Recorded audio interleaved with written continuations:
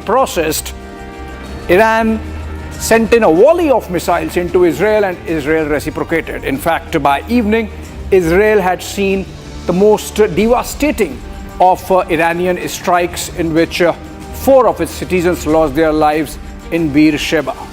And on the Iranian side, there were multiple bombings to the extent that by evening, in fact, Donald Trump himself was frustrated enough to indulge in some name calling, singling out Israel for the massive bombings that have happened post the announcement of ceasefire that he had made in the morning.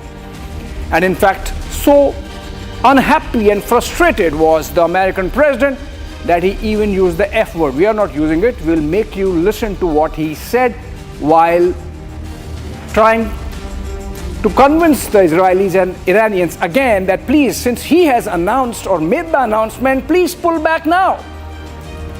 He flew out of White House and to Joint Base Andrews, from where he's been wheels up to participate in the NATO summit. And it seems by the time he lands, hopefully his word would have been listened to. But it seems for now, it's a bit of an egg on his face. That's our focus with an exclusive conversation with India's former Foreign Secretary, Kanwal Sibbal. Good ground reports from both Iran and Israel to give you an idea of how the day panned out post the ceasefire announcement of Trump. And then, of course, an exclusive on Operation Sindhu, India's massive evacuation drive from the Middle East. All that and more. Let's begin with the headlines. We basically have 2 countries that have been fighting so long and so hard that they don't know what the they're doing. Do you understand that? Unhappy with Israel, Trump takes it out on Israel and Iran in an expletive-laden warning. US President Donald Trump dials Netanyahu, urging him to not strike and stop now. Despite Trump's claim, fresh explosions near Tehran, IDF strikes Iran's military radar site. Israeli President Isaac Herzog visits Beersheba after a deadly Iranian missile strike hits the city, kills 4.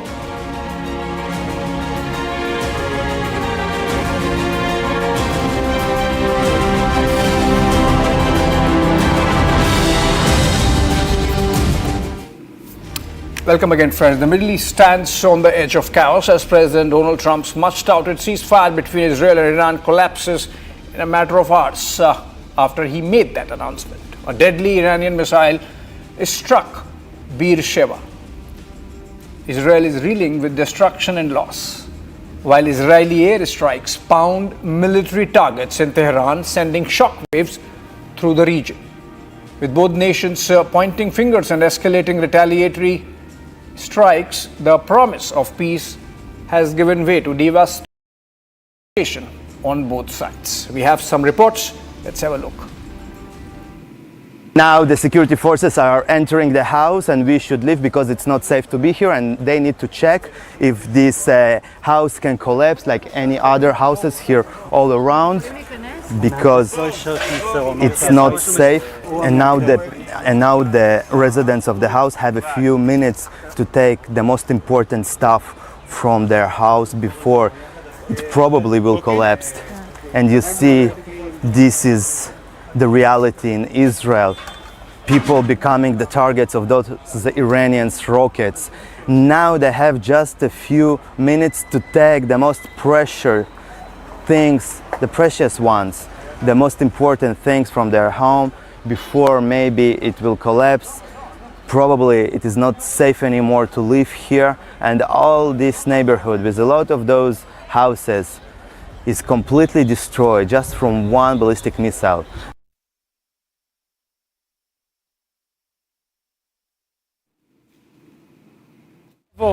This was just one of the places where the Iranian ballistic rockets hit. This place is one of the residential areas in Tel Aviv, and you can see how huge is destruction here all around. All this building is completely destroyed here behind me, and this was the target of Iran. This is just regular people living here, a lot of students, and also there is lot of elderly population in this area, and see how destroyed all of this place. And this is just from one rocket.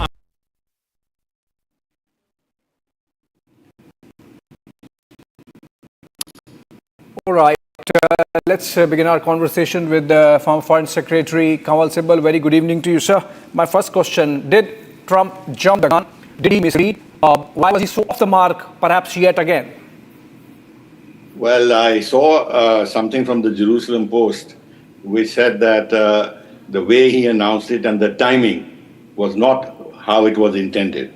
But Trump, as you know, wants to take credit, as he did in the case of the India-Pakistan so-called ceasefire and his role in it. So he jumped the gun. He made a premature announcement, and now he's embarrassed. And the kind of language that he has used to attack, to criticize Israel, and in fact put the major blame on Israel, just goes to show that his inclination to play to the gallery and draw attention to himself and use foreign policy as a kind of a personal theater. Yeah. Like, is he really embarrassed, or just we think that he's embarrassed? Because that's typical Trump. He can do that and, forget about it the next day. Sorry? So I was saying, is he actually embarrassed, or we think that he is embarrassed and he is not, because he can do such kind of things 5 times in a day and then forget about them? No, I think he's not bothered about how the rest of the world looks at his image. My understanding is, rightly or wrongly, that he's far more concerned about his MAGA base, how people inside the United States would look at what he's doing, especially his base. So his foreign policy, a lot of it is directed at consolidating and appealing to his base, rather than being concerned about what other countries think, because he's virtually annoyed his partners, his allies. He's insulted them. He's made territorial claims. He has snubbed them personally. He's made remarks on them. So he's not bothered. So I think he's got a very thick skin, and he thinks that he can get away with whatever he says or does, because the fact is that unless, of course, in the elections to the House in a year or in about a couple of years' time, he pays a price for the policies he's been pursuing, and the impact of those policies on his base, he will not change, because Mr. he's Sibal, super confident that he's on the right track and he can say and do what he wants. Mr. Sibal, with the benefit of your deep experience in diplomacy and foreign policy, you think Trump has been just indulging in information arbitrage, like in the case of India and Pakistan, since the Pakistanis were talking to the Americans, since the foreign minister of India was in touch with the Secretary of State in Washington, D.C., and since the Saudis were also talking to us, just like the Saudis were talking to the Pakistanis. The Saudis in this case were obviously the Qataris in this case were involved on both the sides. So because there was information flow, Trump just got hold of it and processed it in his own fashion, and then, made the announcement, like in the case of India, Pakistan, so in this case. You're right. In fact, the Qataris have said, I think the Qatari foreign minister, he has said that he played a role after Iran bombed the American base in Qatar. The Qatari foreign minister spoke to the Americans, and he spoke to the Iranians. Yeah. And he says that he brokered the ceasefire. Yeah. So that also is very peculiar. So you think, my last question before I let you go, you think this expletive-laden warning that Trump has given to both the sides, more to Israelis in fact, before he has flown out of the United States for the NATO summit, is it going to work this time? Sorry? The sound is not very good. We'll have to repeat it. The expletive-laden warning that Trump has given to both Israel and Iran, you think now it will work on ceasefire? No. This sound, your voice is. Sir, my question was, now that Trump has again given a warning to both Iran and Israel, it did not work in the morning, but now would it work? Look, again, the sound is not very clear, but let me understand what you're trying to say. The thing is that the ceasefire at the moment suits both sides because Iran has no air cover and Israel can freely attack targets in Iran. Iran has missiles. It was also hurting the Israelis very badly. Tel Aviv has suffered a lot of damage, and other areas in Israel, their Iron Dome hasn't worked very well. So both would have some interest in stopping this at this stage to prevent further damage. However, the issue is not that. The issue is what comes after. After the ceasefire, Israel will build up its defenses. Iran will build up its defenses. More importantly, the whole issue, the question of the nuclear program of Iran. How do you deal with it? How do you deal with it? Iran has said they're not going to cooperate with the IAEA, so the IAEA will cease monitoring that program. One does not know where the fissile material has gone. So the issue will remain. The issue will not get resolved.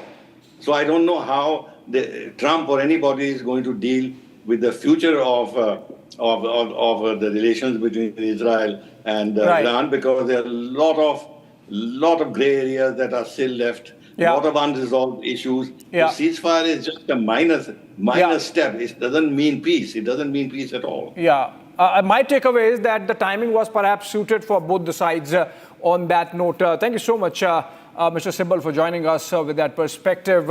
And for those who might have just joined the broadcast, let's look at how the day panned out from the time that Donald Trump made that announcement on his Truth Social, through his Truth Social post, to the time that Iran and Israel again were at each other, sending in missiles in each other's direction with massive destruction on both the sides.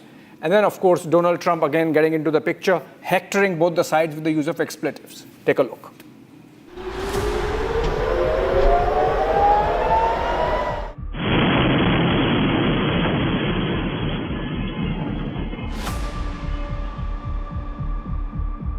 In Beersheba of southern Israel, chaos and carnage followed a direct Iranian missile strike, one of the deadliest in recent weeks.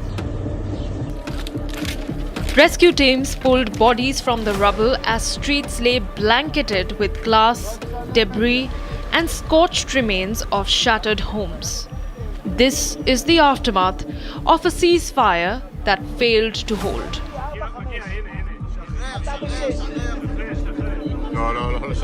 What we've seen here is outrageous and extremely painful. That missile, which is one of the heaviest missiles of the Iranians, it's called Qadr. It's way above 400 kilos. Landed here specifically to kill women, children, old age, and people of ordinary lives. Demolished kindergarten and school, demolished apartments, and unfortunately had a heavy toll of 4 innocent civilians. I want to express my heartfelt condolences to the families. Hours after a truce announcement, air raid sirens blared across North Israel.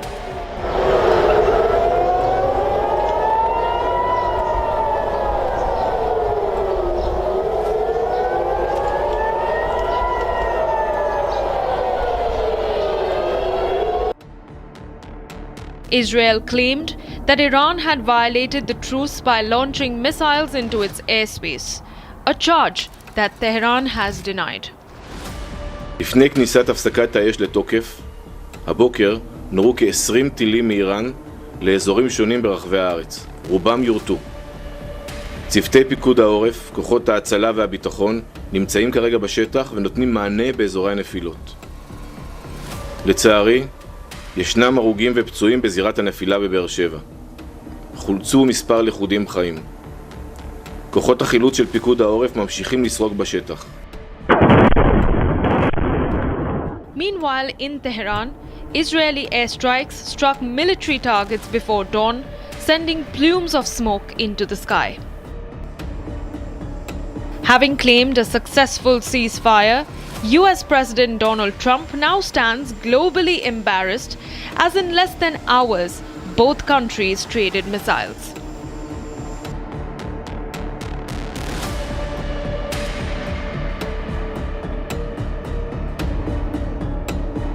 I don't think so, but I'm not happy that Israel's going out now. There was one rocket that I guess was fired overboard. It was after the time limit, and it missed its target. And now Israel's going out. These guys got to calm down. Ridiculous. I didn't like plenty of things I saw yesterday. I didn't like the fact that Israel unloaded right after we made the deal. They didn't have to unload.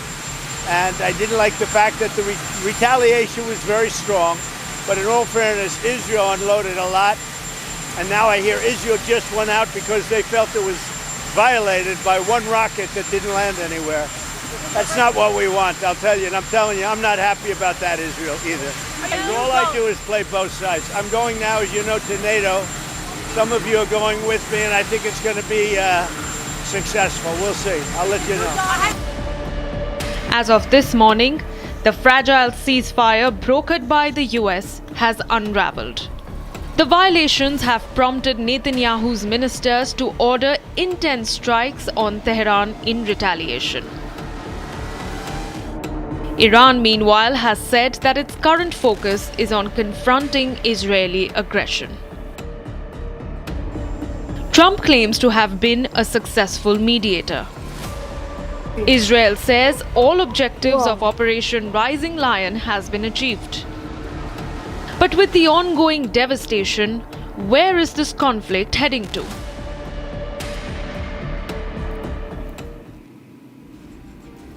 All right, friends, India has been evacuating its citizens struck in the Middle East. Over 2,000, to be precise, 2,300 plus have been brought back in more than a dozen flights from nations like Jordan, from Egypt, from, of course, Israel and Iran. We have one such evacuee, and Ratandeep Chakrabarti, he's someone who was in fact reporting for us live from Israel. Ratandeep, thank you so much for giving us all that coverage from ground zero. But you are back. Please tell us how the Operation Sindhu is panning out, your takeaways.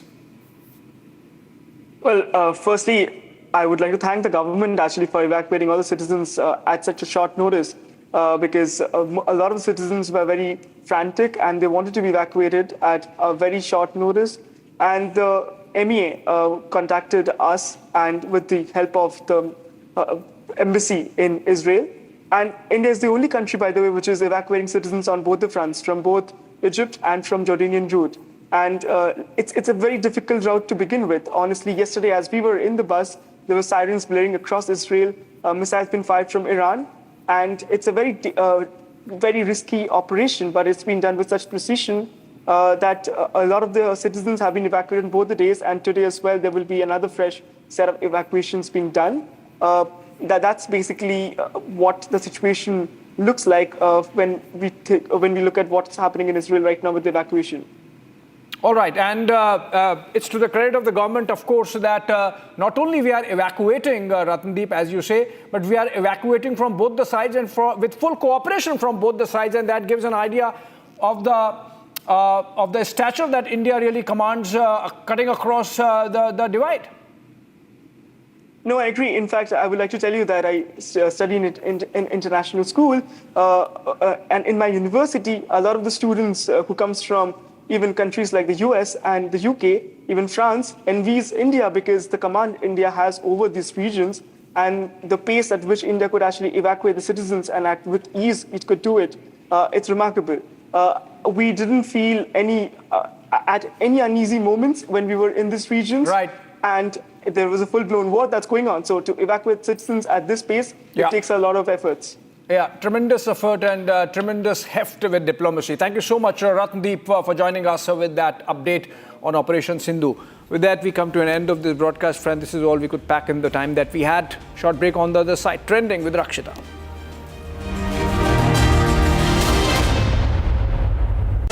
Co-powered by Century Ply Club Prime. Raho befikar. In the global employability rankings by Times Higher Education UK, only the following 6 institutions from India are ranked amongst the top 230 in the world for having the most employable graduates. IIT Delhi, IISc Bangalore, IIT Bombay, IIM Ahmedabad, IIT Kharagpur and Amity University.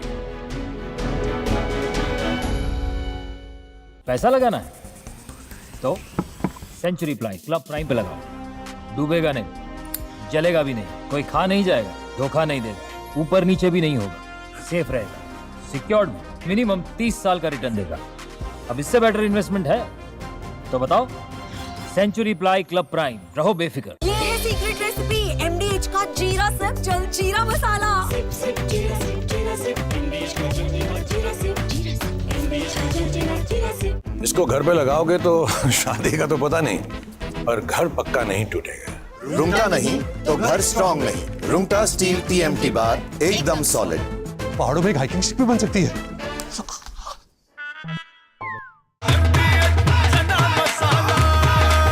अब छोलिया हो या लोबिया, सफेद चने या काले चने, सब कुछ मजेदार बने।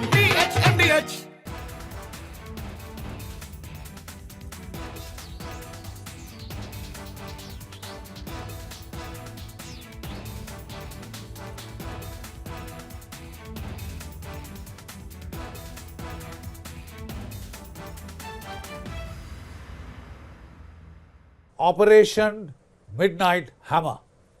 This was to be the final blow of the joint American-Israeli campaign to degrade, severely degrade or destroy the nascent nuclear facilities of Iran. It has been an extremely systematic campaign. The whole story, as we know, starts from 7th of October 2023, when Hamas struck and killed 1,700 Israeli citizens, innocent, murdered 1,700 Israeli citizens. In a very systematic and thorough manner, Israel first destroyed the Hamas, then it turned on and destroyed the Hezbollah, and then with the help of the United States, it severely degraded the Houthis. These are the 3 arms of the Iranian octopus. Having taken out the 3 arms, Israel now set its target on the head, that is, the head of the octopus, or Iran per se. The simple fact is, from 1992 onwards, Prime Minister Netanyahu has been warning the world about Iran's lurch towards the nuclear capability, and it is just a week away, a couple of weeks away. That is what has been said. But now they have hit this as hard as they possibly could in a very well coordinated joint operations that has been very clear-headed in its inception and in its conduct, right? So let's go to the final phases of this operation. Donald Trump gave 60 days to Iran to negotiate. The talks were still on. 61st day, Israel started the attack on Iran, right? 13th of June, Friday, unlucky day, lucky for some. 200 Israeli fighters gained complete air superiority by destroying the radars and air defense systems in western Iran. Decapacitate the Iranian leadership. 20 Iranian generals of the army, the Iranian Revolutionary Guard Corps, are killed and eliminated. They attack Natanz, they attack Isfahan, they attack other Iranian nuclear facilities. They also then, next day, they go on to extend the war. They attack the surface-to-surface missile launchers. They claim to have destroyed about 1/3 of them, over 225. Then they also repeated attacks on the nuclear facilities, and they hit the energy storage sites which store for domestic production.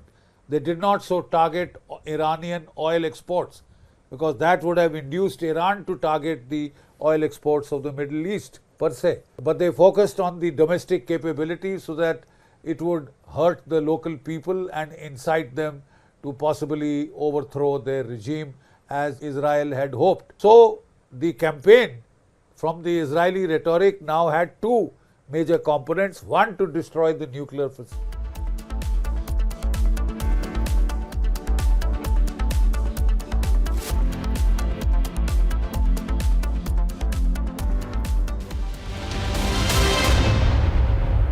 Co-powered by Century Ply Club Prime. रहो बेफिक्र. पैसा लगाना है तो century ply club prime पे लगाओ. डूबेगा नहीं, जलेगा भी नहीं, कोई खा नहीं जाएगा, धोखा नहीं देगा, ऊपर नीचे भी नहीं होगा, सेफ रहेगा, सिक्योर्ड, मिनिमम 30 साल का रिटर्न देगा. अब इससे बेटर इन्वेस्टमेंट है तो बताओ. सेंचुरी प्लाई क्लब प्राइम, रहो बेफिक्र. MDH की देगी मिर्च, देगी मिर्च का तड़का, अंग अंग फड़का. MDH की देगी मिर्च. Hi, this is Chef Ranveer Brar. Guarantee you brilliance on behalf of IIHM. MDH की हल्दी मिर्ची धनिया करे कमाल. ये रंग दे, ये खुशबू दे, ये तीखा, ये कम पड़े. क्या निराला MDH masala. Operation Midnight Hammer.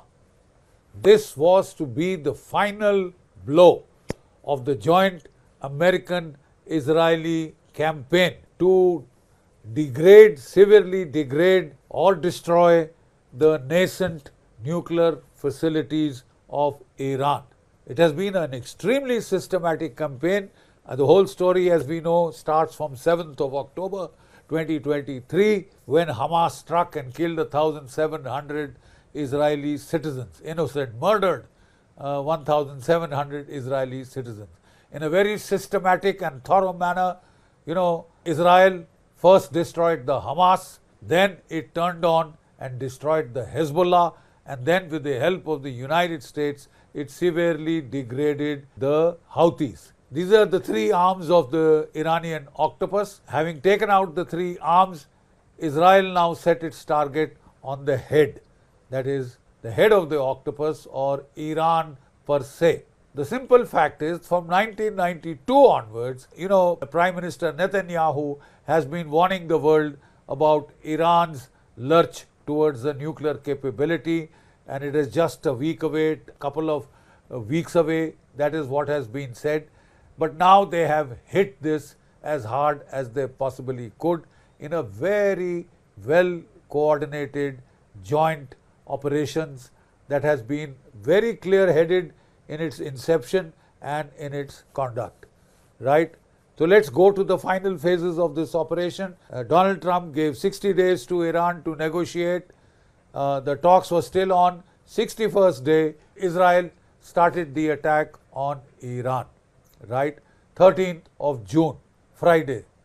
Unlucky day, lucky for some. 200 Israeli fighters gained complete air superiority by destroying the radars and air defense systems in western Iran. Decapacitate the Iranian leadership. 20 Iranian generals of the army, the Iranian Revolutionary Guard Corps, are killed and eliminated. They attack Natanz, they attack Isfahan, they attack other Iranian nuclear facilities. They also then, next day, they go on to extend the war. They attack the surface-to-surface missile launchers. They claim to have destroyed about 1/3 of them, over 225. Then they also repeated attacks on the nuclear facilities, and they hit the energy storage sites which store for domestic production.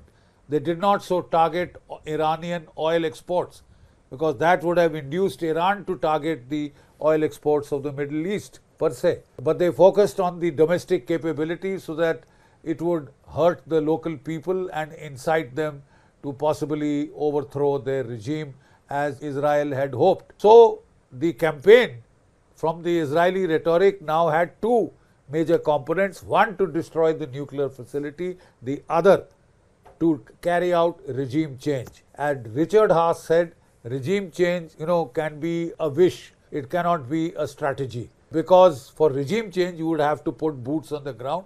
Nobody, neither Israel nor the United States, is prepared to put boots on the ground.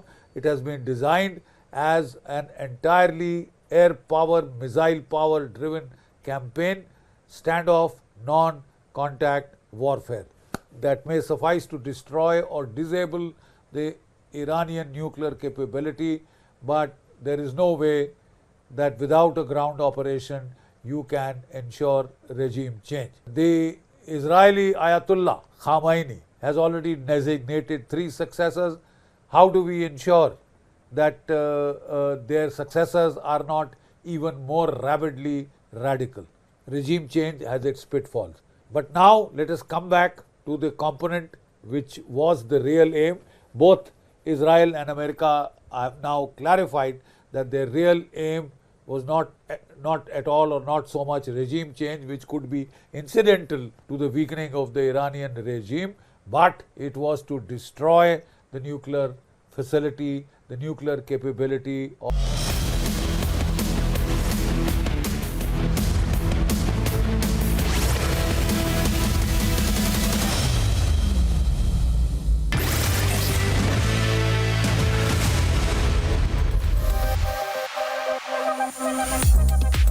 From your smart screen to your smart television, the trending stories are always breaking the internet, and it seems like Diljit Dosanjh has landed himself in some hot soup after casting Pakistani actor Hania Amir in his upcoming film. The internet is not at all happy with the casting choice. A film board in India is calling for a boycott, a ban on Diljit Dosanjh.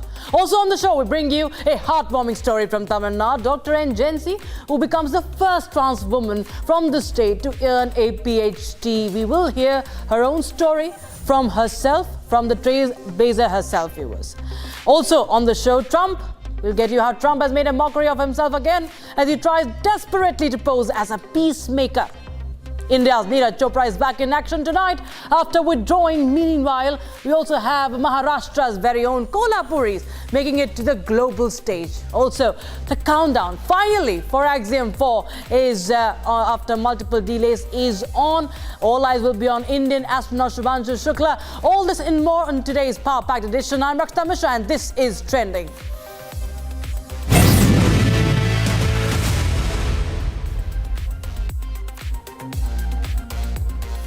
Diljit Dosanjh is making headlines once again, and this time it's not just about his music or films. The singer-actor recently shared a cryptic Instagram post that sparked curiosity among fans. The message read, and I quote, "Censored before release." Now, this brief but intriguing post has generated buzz, especially because of the backlash that he has been facing over casting Pakistani actor Hania Amir in his upcoming film Sardarji 3. Now, there are a lot of reactions coming in with netizens calling to boycott Dosanjh and the film. Some of the reactions are on your screen, viewers, that we are going to run from the Twitter artists, from those on X, that are also going on to call him a traitor. Remember, there has been very strong action from the state, from the Indian state after the Pahalgam terror attack, and there was a ban on the Pakistani actors' Instagram accounts, social media accounts as well. Even the trailer was stopped. But we see that Diljit Dosanjh continues with this project. So on the other hand, Punjabi singer B. Prague took a swipe at the artist's choices and sense of responsibility amid the ongoing controversy. While he did not mention Dosanjh, the timing of the story could not be more obvious. He says that कई artists अपना ज़मीर ही बेच चुके हैं. That is what he has said. That means that some artists have sold off their conscience, sold off their soul. And meanwhile, viewers, the Federation of Western Indian Cinema Employees, that is FWICE, has issued a directive against Diljit Dosanjh and the makers of Sardarji 3 for casting Pakistani actor Hania Amir. Now, calling it an anti-national act, the film body has demanded an industry blacklist of Diljit Dosanjh, cancellation of his passport as well. In fact, I have the president of the FWICE, B.N. Tiwari, with us. Mr. Tiwari, what are your demands? अगर आप हमें एक करके बताएं कि जिस तरह से एक प्रधानमंत्री को पत्र भी लिखा गया है और ये मांग की जा रही है कि दिलजीत दोसांझ पर प्रतिबंध लगाया जाए। जी, हमने लेटर लिख करके प्रतिबंध लगाने के लिए, क्योंकि जो देश के साथ नहीं है उसके साथ फेडरेशन या फिल्म इंडस्ट्री नहीं है, हमने उनको लेटर लिख करके मैंने भेजा है कि दिलजीत दोसांझ हमारे तमाम लेटर देने के बावजूद भी हमने सारी म्यूज़िक कंपनी को दिए। जब पहलगाम का हमला हुआ तब से हमने सबको लेटर भेजा और टोटल बंद किया गया है कि कोई भी यूट्यूब पर, कोई भी सोशल मीडिया पर किसी भी पाकिस्तानी आर्टिस्ट हो, सिंगर हो या किसी तरह का यूट्यूबर हो, उसको एंटरटेन नहीं किया जाएगा। इसके बावजूद भी जब ऑपरेशन सिंधु हुआ तो वहाँ पर जो हमारे सैनिकों ने पाकिस्तान में घुस करके आक्रमण किया तो उसके रिएक्शन में हानिया मीर ने जो गलत तरीके से कमेंट्स किया है कि इंडियन सैनिक जो हैं, हमारे सिपाही जो हैं वो कावर्ड हैं, रात में आक्रमण करते हैं। इस पर नहीं प्रोड्यूसर ने कोई आक्रमण किया, रिएक्शन दिया, नहीं दिलजीत दोसांझ ने कुछ कहा। तो ये देश के साथ यदि इस तरह की बात होगी, देश के साथ गद्दारी करने वाले के खिलाफ देश भले ही साथ दे दे, मगर फेडरेशन जो है, पूरी फिल्म इंडस्ट्री उसके खिलाफ है जी। हमने सबको लेटर भेज दिया है कि कोई भी आदमी दिलजीत दोसांझ के साथ काम तब तक नहीं करेगा जब तक फेडरेशन उनको क्लीन चिट नहीं देती है। और क्लीन चिट सिर्फ एक ही बात से मिल सकता है कि जब पाकिस्तानी जितने भी कलाकार हैं उनको फिल्म से निकाल दिया जाए। जी, बहुत बहुत शुक्रिया मिस्टर तिवारी हमारे साथ जुड़ने के लिए। इसके बावजूद भी उन्होंने क्या जी हमारे पास समय की कमी कारण हम अभी आपसे विदा लेना चाहेंगे। बहुत बहुत शुक्रिया लेकिन बीएन तिवारी अपनी आवाज़ उठाने के लिए और हमसे हमारे साथ बातचीत करने के लिए। Viewers, we now shift our focus to the other big story that we're tracking on Trending tonight. Dr. N. Jency's journey is what we are going to bring to you now. It's truly inspiring. From humble beginnings in Tirutani, a small village in Tamil Nadu, she defied all odds and pursued her passion for education. From being mocked and marginalized to standing at the front of a classroom, Dr. Jency has now become Tamil Nadu's first trans woman with a PhD and is now an assistant professor in the English department at Loyola College of Chennai.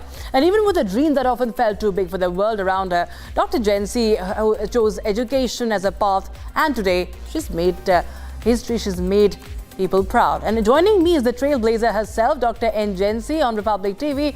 Thank you so much, Dr. Jency, and congratulations. You're an icon for hundreds and thousands of people, not just in the country, but of course across the globe. Tell us something about your journey. What were the struggles, the obstacles you went through, and how did you just overcome all of them? Good morning. Good evening, sorry. Thank you for this opportunity, first of all. Actually, you're asking for my issues. In school education, my college education, I didn't face any issues, only because of the education will helped me to escape from all the issues, because I was the topmost in my class and school educations and college educations. So education helps me a lot to escape from these kind of issues by maybe some other students, society and all. I'm asking you... I did my school in government school. Ma'am, please go ahead, yeah. Ma'am, can you hear me? Yes, please go ahead. Yeah, I did my schooling in government higher secondary school, Orkepet. I am the first topmost student in my class. I did my college in Arulmigu Subramania Swamy Government Arts College. There only I was the topmost in my class and I am the gold medalist. Then I have completed my MA in Dr. Ambedkar Government Arts and Science College, MA and MPhil in the same college. MA also gold medalist. Only the PhD in Loyola College. Till my MPhil, I have completed all my degrees and school education only in the government institutions. I am very proud to say that, ma'am. So actually after my UG and school education, I have came to Chennai for my higher education. So after the higher education, so I have planned to go for my transformations, and I got a good guide. She accepted me as a PhD scholar, and then only I have completed my PhD also, and now I have joined as assistant professor in the Department of English, Loyola College. I am Dr. very Jency, happy. there are many of people from your community and from the trans community and many others who in fact struggle a lot, mentally. They get mental health issues because of what they really face in today's society. What is one thing you want to tell them, because you are a trailblazer, you've broken all barriers and you have really achieved your goals, living your life your own way. Any message you want to send out to them? I want to tell one sentence. I want to be seen professor first, next second the transgender, without any stigma and all. Yes, ma'am. All right, ma'am. Thank you so much, Dr. Jansi. Big word for everything. Right, ma'am. Thank you so much for joining us on Republic TV. And of course, you continue to inspire many others with your achievement, viewers. Now, we shift our focus to the other big story that we're tracking from across the globe. This is Donald Trump once again making a mockery of himself. It was at 3:32 a.m. when United States President Donald Trump declared that a ceasefire had been brokered between Iran and Israel. In his usual Trump style, he posted this message where he congratulated everyone, claiming that in the next few hours, the war between the two nations would be effectively over. Because now, mere hours after his post and the other congratulatory posts that followed after this, was the Iranian foreign minister clearing the air. As expected, he made it crystal clear that there was no ceasefire. So that was Arakshi who had rejected Trump's claim. Now, Trump in fact did not stop with that congratulatory post. Throughout the day, he made a series of erratic statements. He started with claiming that Israel and Iran came to him for a peace deal. And not the first time he has tried to take credit, ladies and gentlemen, for something he did not do. Then he reiterates that a ceasefire is in place and writing in all caps and practically imploring. And he says the ceasefire is now in effect. Please do not violate it. And when paying no heed to Trump's peace call, Israel struck Iran. A sulky Trump told them to bring their pilots home. Not just this, he even posted that there is going to be no attack on Iran. The only problem with it, the attack had already taken place.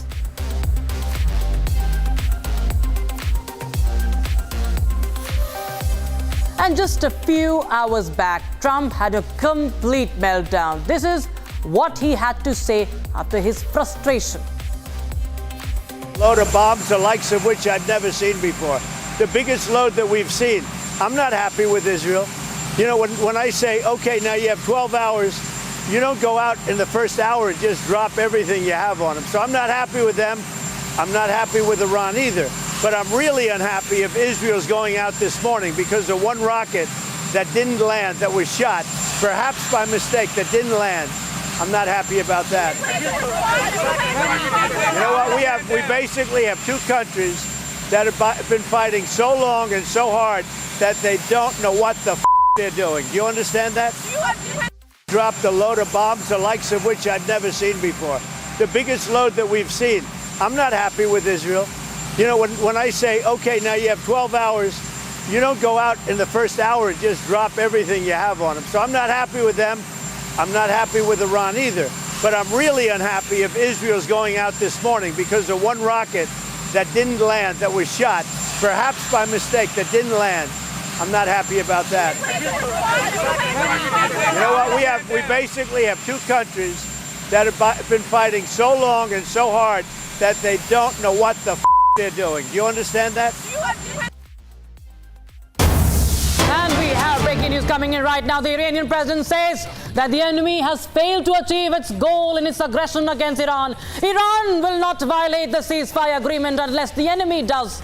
Tehran is ready for dialogue and defending its people's rights at the negotiating table. That's the big breaking news we have. Iranian president says that it is ready for negotiation. This is the big breaking reaction by Iran in the latest. Tehran ready for dialogue and defending its people's rights at the negotiating table. That's the highlight of this statement coming in from the Iranian president. The enemy fails to achieve its goals in its aggression against Iran, says the Iranian president. So viewers, Back-to-back developments coming in from West Asia. And now the president of Iran has made a big statement about negotiation.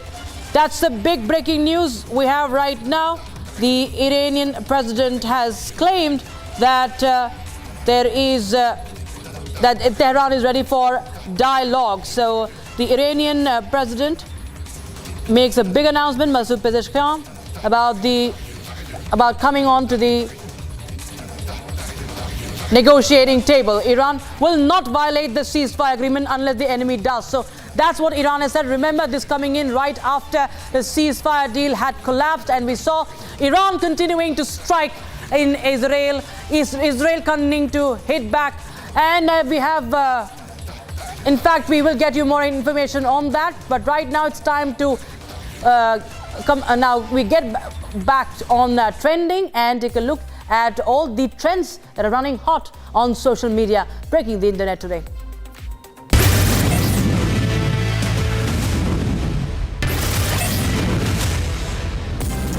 And after Diamond League, Neeraj Chopra is back in action, viewers. Today, Olympic medalist Neeraj Chopra is all set to compete at the Ostrava Golden Spike, a World Athletics Continental Tour Gold meet, following his recent victory at the Paris Diamond League. The event marks his first appearance at Ostrava after withdrawing from the previous two editions due to injury.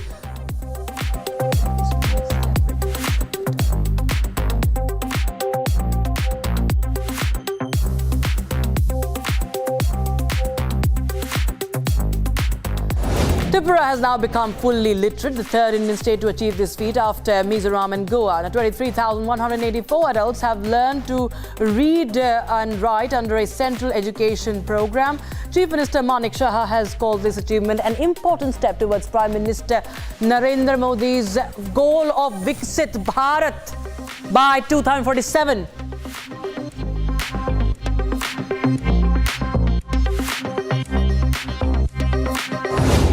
Air Force and armed medical forces look strong as an epitome of selflessness. Once again, they airlifted a liver and 2 kidneys from the command hospital in Pune, bringing them all the way to Army Hospital in Delhi. Organs were donated by the brain-dead dependent of a serving soldier. This selfless act has revived 3 lives, upholding armed forces' duty beyond national security. South Indian film actor Srikanth is arrested by the Greater Chennai Police in connection with a narcotics case. He's a very well-known star, appeared in over 54 films, including several in Telugu and Malayalam.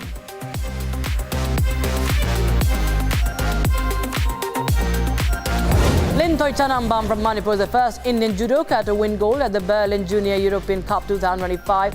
She competed against 37 countries and delivered a stellar performance. Lintoy also defeated a top-seeded judoka from Poland, securing a landmark win for India. It is a giant leap for Indian judo on the global stage.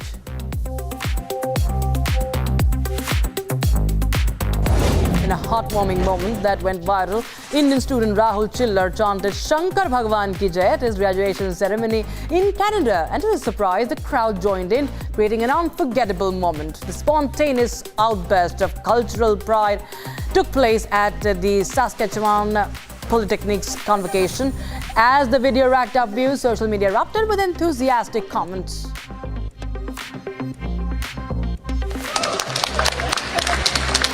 बोल शंकर भगवान की, बोल शंकर भगवान की, बोल।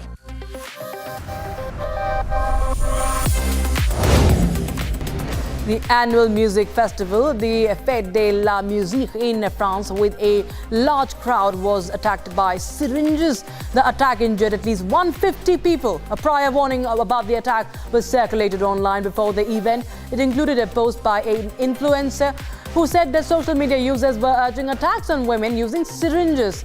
12 people have been arrested by the police so far.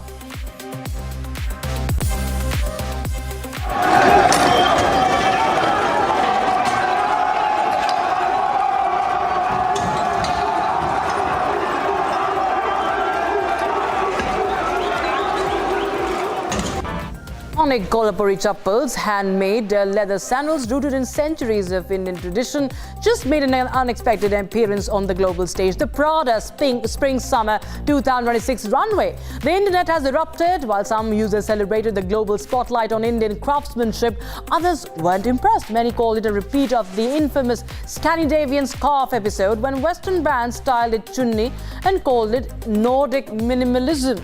One comment on X accused Prada of stealing the design and not giving due credit to the origins of the style.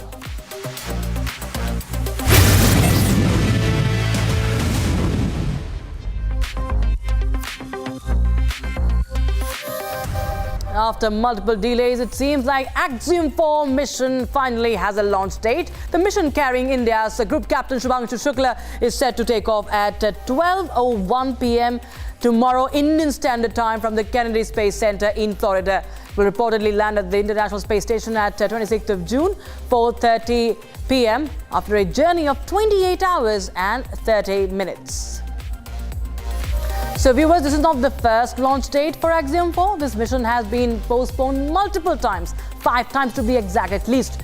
And it was originally set to take off on the 29th of May, then it changed to the 8th of June, then 10th of June, which became 11th of June and then 19th of June. In fact, there was a report of it being again launched on the 22nd. Again, there was no talk about that later. The crew is now all set to take off on what looks like a promising new launch date, the 26th of June. In fact, the mission is exciting for the Indians because India's in fact, he is Indian Air Force officer. He is Group Captain Shubhangshu Shukla, serving as the pilot for Axiom 4. But what is he taking with him in this 14-day mission? That's very interesting.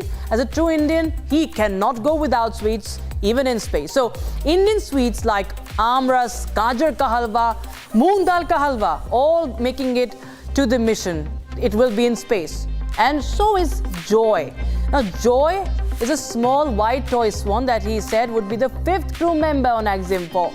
In fact, Shukla also revealed, or Shuks as he's known, that he was carrying something up to ISS, the International Space Center, for his mentor, Rakesh Sharma, the first Indian astronaut to land in space, and that he would present it to him once he returns.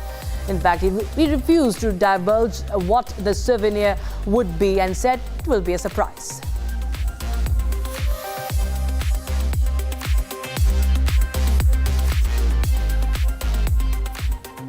And with that, it's a wrap on this edition of Trending. Viewers, we'll be right back tomorrow, same time, with more trending stories. Thanks for watching.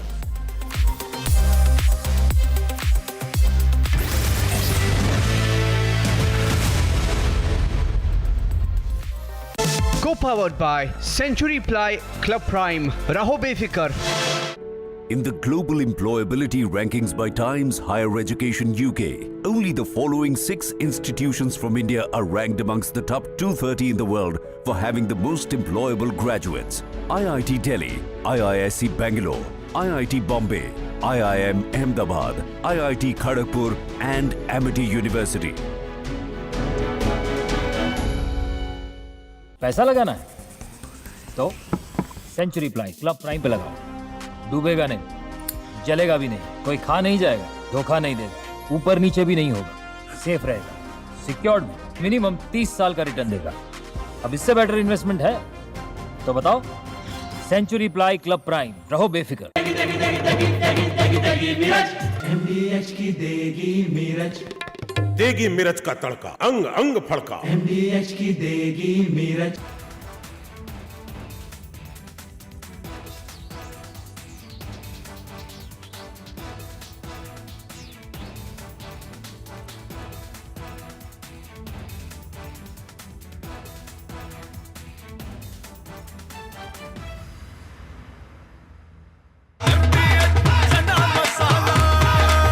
अब छोलिया हो या लोबिया, सफेद चने या काले चने, सब कुछ मजेदार बने।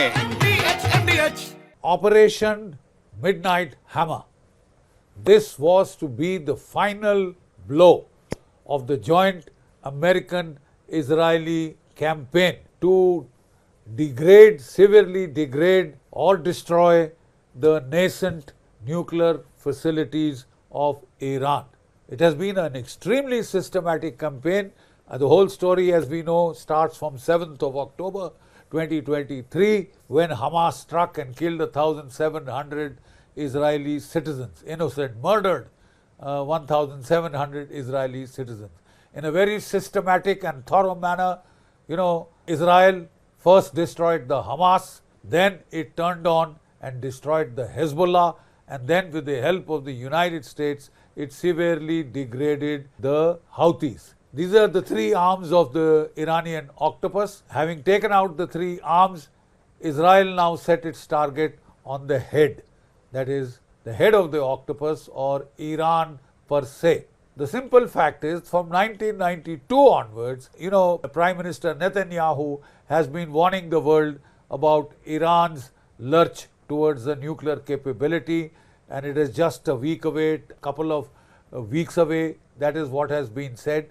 But now they have hit this as hard as they possibly could in a very well coordinated joint operations that has been very clear-headed in its inception and in its conduct, right? So let's go to the final phases of this operation. Donald Trump gave 60 days to Iran to negotiate. The talks were still on. 61st day, Israel started the attack on Iran, right? 13th of June, Friday. Unlucky day, lucky for some. 200 Israeli fighters gained complete air superiority by destroying the radars and air defense systems in western Iran. Decapacitate the Iranian leadership. 20 Iranian generals of the army, the Iranian Revolutionary Guard Corps, are killed and eliminated. They attack Natanz, they attack Isfahan, they attack other Iranian nuclear facilities. They also then, next day, they go on to extend the war. They attack the surface-to-surface missile launchers. They claim to have destroyed about 1/3 of them, over 225. Then they also repeated attacks on the nuclear facilities, and they hit the energy storage sites which store for domestic production. They did not so target Iranian oil exports, because that would have induced Iran to target the oil exports of the Middle East per se. But US President Donald Trump dials Israeli Prime Minister, urges him not to strike.